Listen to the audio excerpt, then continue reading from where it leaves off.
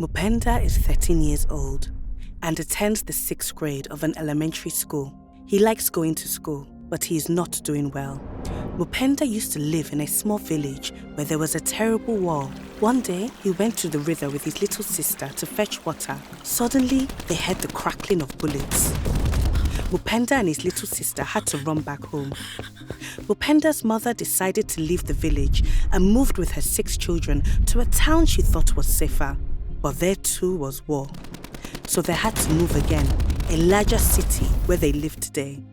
When Mupenda joined his new school, the director put him back in 1st grade, whereas in his village, he was already in 3rd grade. Mupenda was deeply affected, but somewhat comforted that he could still attend school. However, Mupenda's biggest problem is his bad memories of the war. To this day, he remembers seeing wounded and even dead people, some of them thrown into the bushes along the road. He'd heard about even more horrible things done to people by attackers. That's why Mupenda is not doing very well at school.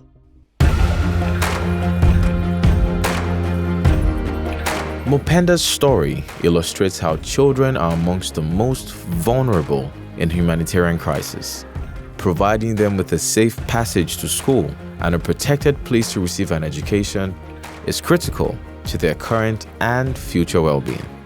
This video is part of a series exploring the minimum standards for child protection in humanitarian action, or CPMS, which are key for all humanitarians as we work to fulfill our duties towards children.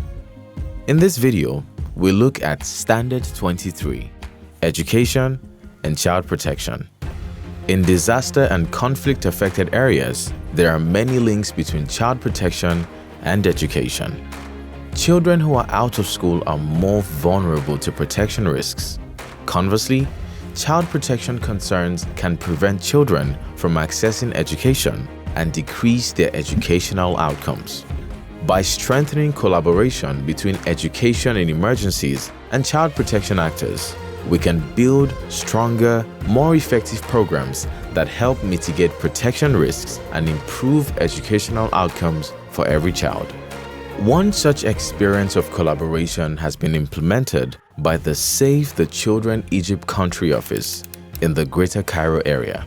We have found that community teachers, caregivers, and different stakeholders are lacking the needed knowledge and the skills required to promote safe learning environment for the children and also to improve children well-being in general. This collaboration was done through integrating programming, as we started to provide several trainings to relevant stakeholders such as community teachers and community leaders. We offered them a technical training package that included several topics. For instance, child safeguarding, basic helping skills, stress management. As a result of this collaboration, we started to receive several referrals from the stakeholders who received our training package. They started to report some cases regarding children who are at risk or survivors of protection concerns. These outcomes encouraged the project team to implement Save the Children Safe School Common Approach. This integrated programming will maximize our multi-sectoral interventions, will support better learning for the students, and also will improve the students' enrollment and retention rates in the community learning center. And finally, this is a great opportunity for us to build our partner NGOs' capacities in implementing such an integrated and multi-sectoral model. Pillar 4 of the CPMS encourages a child-centered approach to humanitarian response. We are all driven by common humanitarian goals, and to achieve positive outcomes for children, we must optimize the use of scarce resources and draw upon each sector's strengths. Working together across sectors can take different shapes depending on the context, and can be achieved through mainstreaming child protection, integrating programs between child protection and education, and joint programming. A joint programming approach is illustrated by the Play to Learn Early Child Development Project carried out by BRAC University in Cox's Bazar.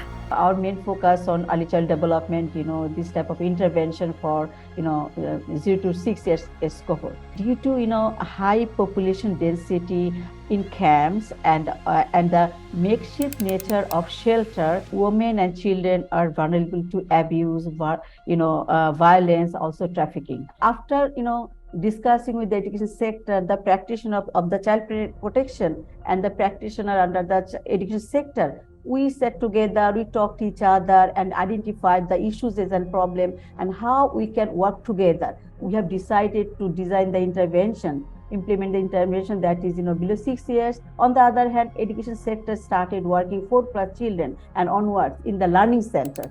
And also under education sector, they have formed a ECD working group, including the different sector like protection sector, nutrition sector, and also health sector. And that is another, one kind of, very important milestone to work in the humanitarian architecture. Because under this working group, we have developed like learning competency for the children 0 to 5 years. One important, benefit is we have seen that is to avoid duplication during selection, the location, the center location for the children, and also for the beneficiaries, also the enrollment, selecting the children as well. This is so important because children, they get a very interesting pathway from the CFA child-friendly spaces to the learning center. So they are moving from this age cohort to that area, from this intervention to another intervention. So these two sectors, they are working together. So that is very beneficial for the beneficiaries. Mupenda is not the only child affected by traumatic experiences due to the war. Several other children in his school came from war-torn villages across the country. A local NGO realized the risk these children were facing. So its education and child protection teams designed a program to train school teachers on how to provide psychosocial support to distressed children and their parents. The teachers learned how to help children reduce stress, promote resilience and positive coping mechanisms, and build supportive relationships. The success of this program inspired the country's education cluster and child protection sub-cluster to agree on the roles and responsibilities of child protection and education actors in providing mental health and psychosocial support services across schools and communities. Lessons learned and emerging promising practices were lifted and shared with other practitioners. The benefits of an integrated approach across school and home were clear. All humanitarian actors have a responsibility and a role in protecting children from harm and promoting their well-being. These are enshrined in the Child Protection Minimum Standards and in the Interagency Network for Education in Emergencies Minimum Standards.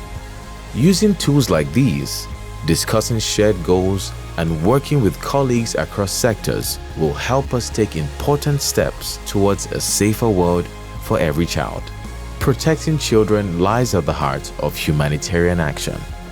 Learn more by visiting the website of the Alliance for Child Protection in Humanitarian Action, the global interagency network that promotes the protection and well-being of children in humanitarian settings.